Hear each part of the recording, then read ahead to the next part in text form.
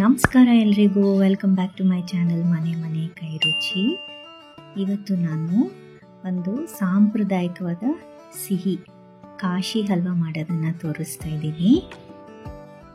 ಇಲ್ಲಿ ನಾನು ಒಂದು ಬೂದ್ಕುಂಬಳಕಾಯಿನ ತುರಿದು ಇಟ್ಕೊಂಡಿದ್ದೀನಿ. ನೋಡಿ ಎಷ್ಟು ನೀರಿದೆ ಅದರಲ್ಲಿ ಅಂತ. ಇದನ್ನು ಹಿಂಡೋದು ಬೇಡ. ಈ ರೀತಿ ಒಂದು ತೂತ್ ಪಾತ್ರೆಗೆ ಈ ರೀತಿ ಹಾಕ್ಕೊಂಡು ಈ ಥರ ಸೋರ್ ಹಾಕೋಬೇಕು. ಒಂದು 90% ನೀರೆಲ್ಲ ಅದರಲ್ಲಿ ಇಳ್ಕೊಂಡ್ರೆ ಇಷ್ಟಾದರೆ ಸಾಕು. ಹಿಂಡೋದು ಬೇಡ. ಈ ರೀತಿ ಬಾಣಲಿಗೆ ಹಾಕ್ಕೊಂಡು ಅದರಲ್ಲಿರೋ ನೀರನ್ನೆಲ್ಲ ಹಿಂಗಿಸ್ಕೋಬೇಕು. ಸ್ಲೋ ಫ್ಲೇಮಲ್ಲಿ ಮಾಡ್ತಾ ಬರಬೇಕು. ಈ ರೀತಿ ನೋಡಿ, ಈಗ ನೀರೆಲ್ಲ ಹೋಗಿದೆ. ಇದಕ್ಕೆ ನಾನು ಸಕ್ಕರೆ ಪುಡಿನ ಹಾಕ್ತಾಯಿದ್ದೀನಿ. 1 ಕಪ್ಪಷ್ಟು ಸಕ್ಕರೆ ಪುಡಿನ ಹಾಕ್ತಾಯಿದ್ದೀನಿ. ಸಕ್ಕರೆ ಪುಡಿ ಮಾಡುವಾಗಲೇ ಏಲಕ್ಕಿ ಸಹ ಹಾಕ್ಕೊಂಡು ನಾನು ಪೌಡರ್ ಮಾಡ್ಕೊಂಡಿದ್ದೀನಿ. ನೋಡಿ, ಬೂದ್ಕುಂಬಳಕಾಯಿ ನೀರೆಲ್ಲ ಹಿಂಗಿತ್ತು. ಈಗ ಸಕ್ಕರೆ ಹಾಕಿದ ತಕ್ಷಣ ಪುನಃ ನೀರು ಬಿಟ್ಕೊಳ್ಳುತ್ತೆ. ಆ ನೀರು ಹಿಂಗೋವರೆಗೂ ಮತ್ತೆ ಕೈ ಆಡಿಸ್ಕೋಬೇಕು.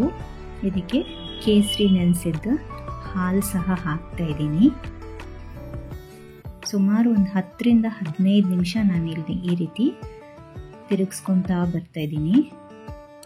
ನೋಡಿ, ಇದು ಆಗ್ತಾ ಬರ್ತದೆ. ಈ ಥರ ಟ್ರಾನ್ಸ್ಪರೆಂಟ್ ಆಗ್ತಾ ಬರುತ್ತೆ. ಇದು ನೀವು ನೋಡ್ತಾ ಇರ್ಬೋದು. ಮಧ್ಯದಲ್ಲಿ ಸ್ವಲ್ಪ ತುಪ್ಪನ ಹಾಕ್ಕೊಳ್ಳಿ, ಅವಾಗ ಬಾಣಲಿಗೆ ಹಿಡಿಯಲ್ಲ ಇದು. ನಾನಿಲ್ಲಿ ಒಟ್ಟು 4 ಚಮಚ ತುಪ್ಪನ ಆ್ಯಡ್ ಮಾಡ್ಕೊಂಡಿದ್ದೀನಿ.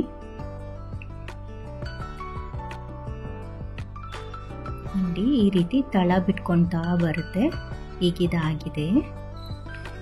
ಈಗ ಫೈನಲ್ ಆಗಿ ತುಪ್ಪದಲ್ಲಿ ಬಾದಾಮಿ ಮತ್ತು ಗೋಡಂಬಿನ ಹುರ್ಕೊಂಡು ಈ ರೀತಿ ಮಿಕ್ಸ್ ಮಾಡಿಕೊಂಡ್ರೆ ಕಾಶಿ ಹಲ್ವಾ ರೆಡಿ ಆಗುತ್ತೆ. ಇದು ಸೇಮ್ ಮದುವೆ ಮನೆಗಳಲ್ಲೆಲ್ಲ ಹಾಕ್ತಾರಲ್ಲ ಅದೇ ರೀತಿ ಟೇಸ್ಟ್ ಬಂದಿತ್ತು.